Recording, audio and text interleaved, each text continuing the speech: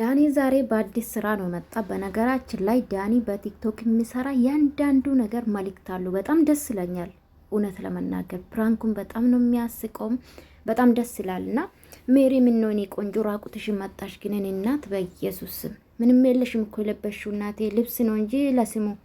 እና መልእክቱ ማስተላለፍ የፈለጌ ታውቃላችሁ። እንግዲህ ብዙ ሰው ሰውን ይንቃል። ምንም ይሁን በምድር ላይ እስካላችሁ ድረስ ብዙ ነገር አለ።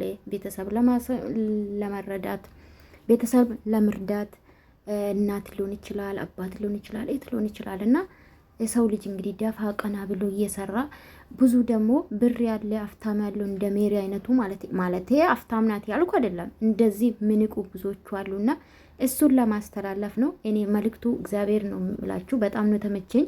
በተለይ ደግሞ ዳኒ ሲያወራ በቃ እምባዬን ነው የመጣብኝና እንዴት አያችሁ? ሄዳችሁ ቲክቶክ ላይ ሪፖስት አድርጉለት።